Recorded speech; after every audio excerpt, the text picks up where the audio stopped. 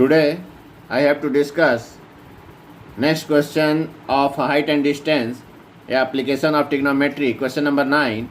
The angle of elevation of top of a building from the foot of the tower is 30 degree and angle of elevation of top of the tower from the foot of the building is 60 degree.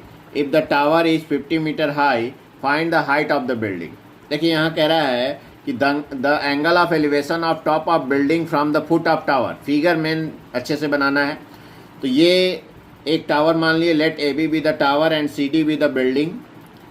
देखिए कह रहा है कि angle of elevation of top of building from the foot of tower. ये देखिए building का top है और ये टावर का फुट है. यहाँ से हम देख रहे हैं तो ये एंगल ऑफ एलिवेशन 30 डिग्री दिया है. इसी तरह से कह रहा है कि the angle of elevation from the angle of elevation of top of tower from the foot of the building. Building के फुट से टॉप ऑफ द टावर देख रहे हैं तो ये 60 डिग्री है, ये दिया हुआ है. और height of the tower is 50 metre, ये भी दिया हुआ है. तो आपको फाइंड करना है height of the building, C D find करना है. मान लिए कि सी डी भी एच, तो वही हम लिखे हैं. देखिए let A B the tower and C D the building. Angle C A D equal to 30 degree, ये दिया है. Angle B C A equal to 60 degree, ये भी दिया है. ए बी 50 मीटर दिया है.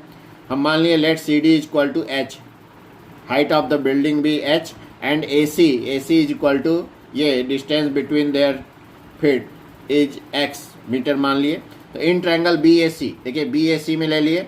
इन ट्रायंगल बी ए सी, ये हमारा बी ए सी, इसमें tan 60 degree, tan 60 degree equal to A B by A C, P by B. तो tan 60 degree equal to A B by A C. tan 60 हम जानते हैं √3 होता है. √3 इक्वल टू ए बी है 50 बाई ए सी है x. तो cross multiply किए तो x इक्वल टू आ गया 50 बाई √3. तो ये x की वैल्यू आ गई 50 बाई √3. अब ले लिए इन ट्रायंगल डी सी ए में.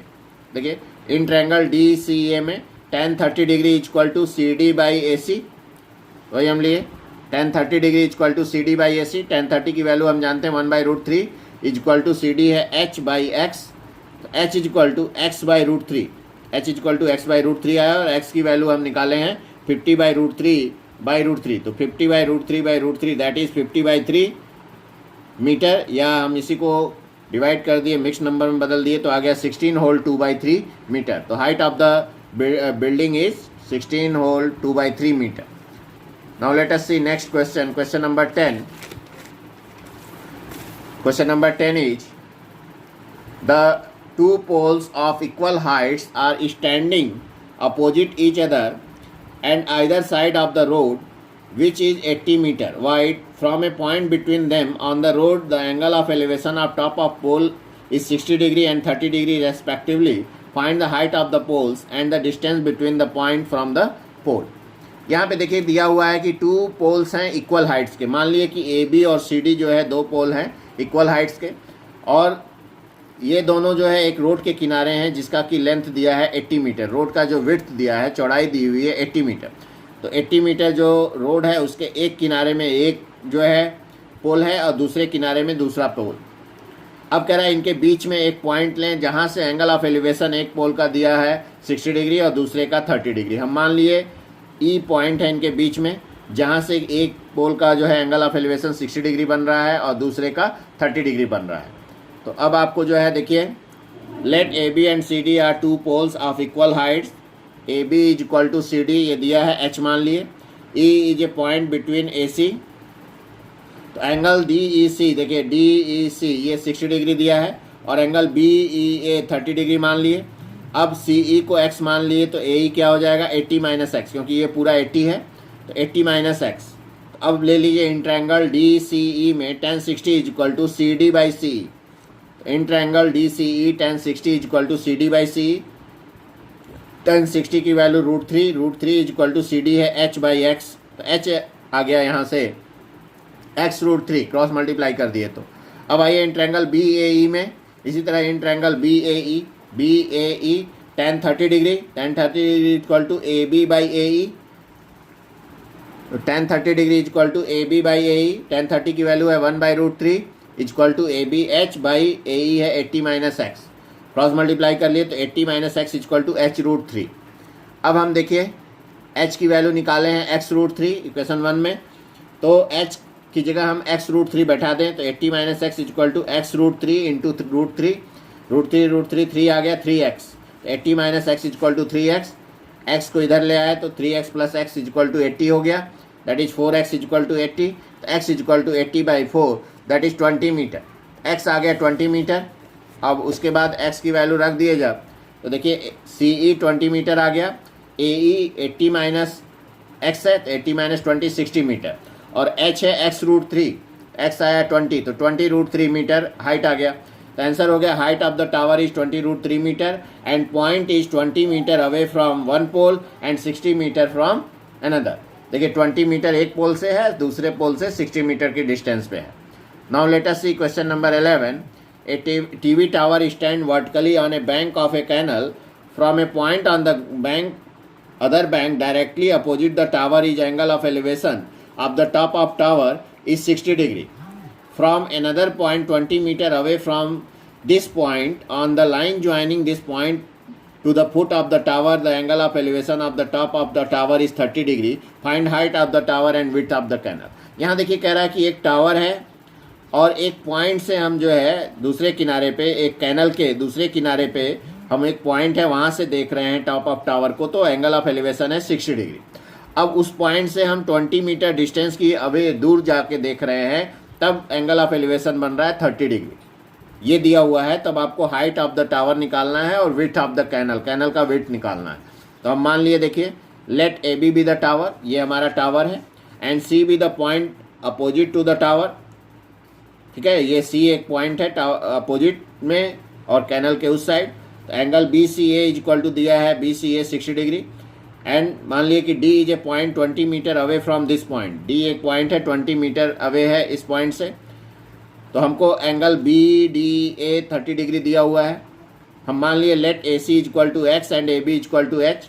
तो इन ट्रैंगल BAC में, अब ले लिए इन ट्रैंगल BAC में tan 60 equal to AB/AC, tan 60 degree equal to AB/AC, tan 60 की वैल्यू √3 इक्वल टू AB है h/AC है x, तो h इक्वल टू x√3, ये आ गया इसमें।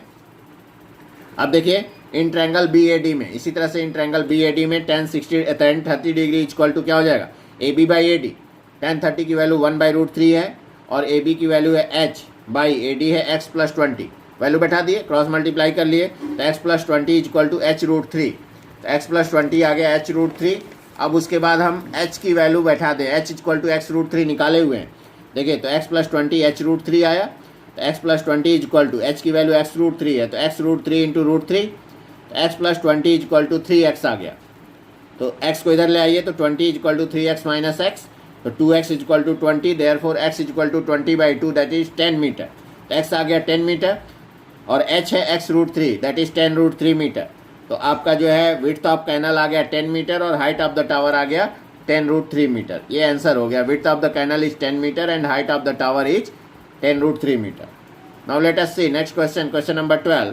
From the top of 7 metre high building the angle of elevation of top of cable tower is 60 degree and the angle of depression of its foot is 45 degree, determine the height of the tower. देखिए अच्छा question है, कह रहा है कि from the top of 7 metre high building, हम मान लिए कि AB ए टावर है और CD जो है 7 मीटर हाई बिल्डिंग है।